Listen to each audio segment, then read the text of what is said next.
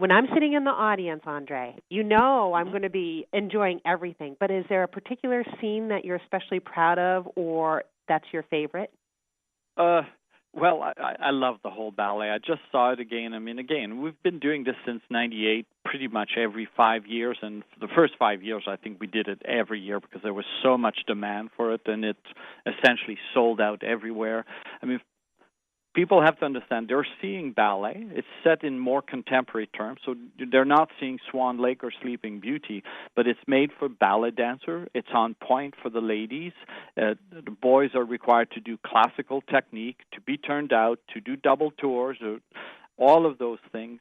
But each of this, you see essentially Dracula at first through the eyes of his victims or through the bodies of his victim, one being Lucy, which is part of the book, and the other one being Mina Murray, who is also in the book. And you have a Dr. Van Helsing, but essentially the story goes that Lucy is losing strength, and they don't know why, and they find out that she's lost some blood.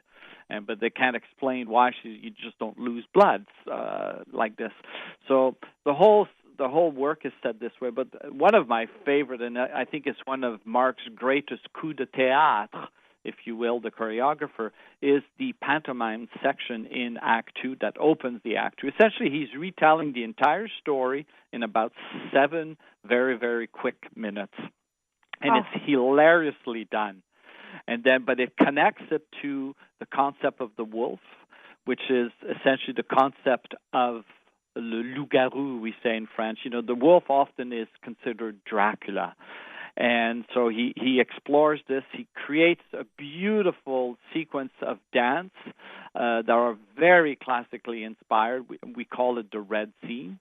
And he goes into this, so it's a really, really strong scene. So if you love just movement without story per se, the Red Scene is for you. If you love great hilarity, the pantomime is just there for you. And, of course, the story is there also with Act 1 with Lucy Westenra and her suitors and the doctor, and in Act 3, which is Mina Murray and Dracula.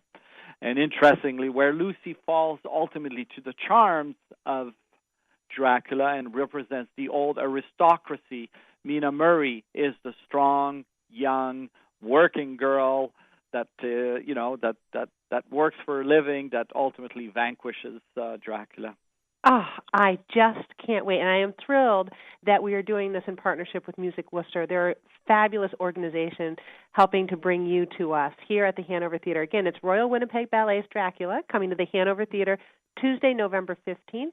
The curtain goes up at 7:30. You can get tickets at thehanovertheatre.org. And I have been here with the artistic director, Andre Lewis. It has been a complete pleasure talking to you. Thank you for taking the time, and we'll see you at the theater. Everybody stay tuned. We'll be back with more after this quick break here on Behind the Scenes at the Hanover Theatre on WCRN AM 830.